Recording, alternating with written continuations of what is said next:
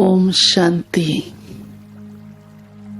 आज प्यारे बाबा ने कहा है कि तुम बच्चों को सभी को एक खुराक खिलानी है और वो खुराक भी हमारे ही पास है, क्योंकि बाबा हमें देता है और हमारा काम है फिर सभी को देना। और उसी खुराक से ताकत आती है। तो आप समझ ही गए होंगे वो कौन सी खुराक है, क्योंकि आप सबको रोज मिलती है। तो प्यारे बाबा कहते हैं वो है खुशी की खुराक, जो इस समय मैं तुम बच्चों को आकर देता हूं, क्योंकि मैं तुम्हें नई दुनिया में ले चलता हूं और जहां सुख ही सुख होगा और 21 जन्मों का वर्षा देता हूं।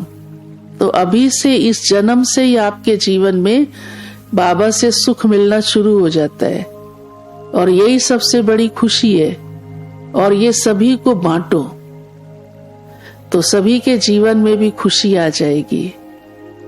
फिर बाबा ने कहा है कि ये खुश खराफत का समाचार सबको दो, क्योंकि जैसे देखो कोई अच्छी बात होती है तो वो समाचार सबको दिया जाता है ना, सुनाया जाता है। जो भी मिलता है रिश्तेदार मित्र संबंधी कहेंगे देखो आपको हम एक खुशी की बात सुनाते हैं। तो वो खुश खराफत है कि बाबा का परिचय दो कि भगवान धरती पर आ चुका है और वो आपका पिता और आपको वर्षा देने आया है। तो इससे बड़ी न्यूज और कौन सी होगी। आज कोई भी न्यूज अच्छी आती है तो फटाफट सबको शेयर कर देते हैं। तो बाबा कहते ये खुश खराफत की न्यूज सभी को बांटो। आज बाबा के महावाक्य बहुत ही खुशी देने वाले ऐसे हैं जो डांस करने वाले हो।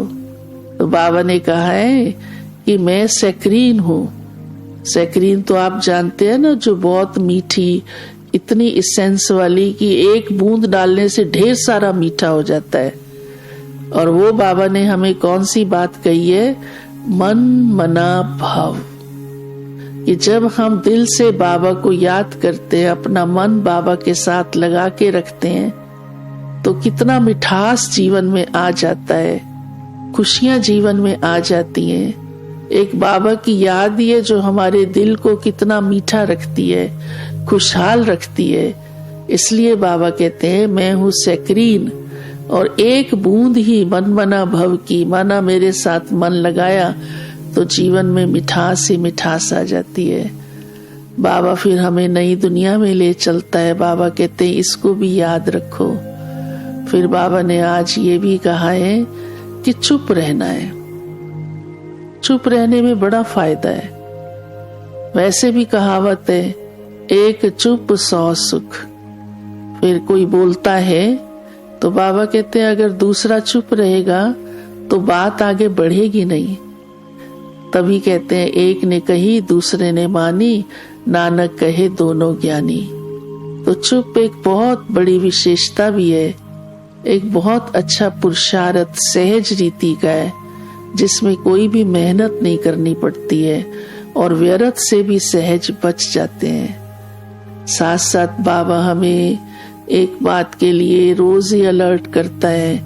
और आज बाबा ने कहा है सबके प्रति हमारी आत्मिक दृष्टि रहे, भाई भाई की दृष्टि रहे।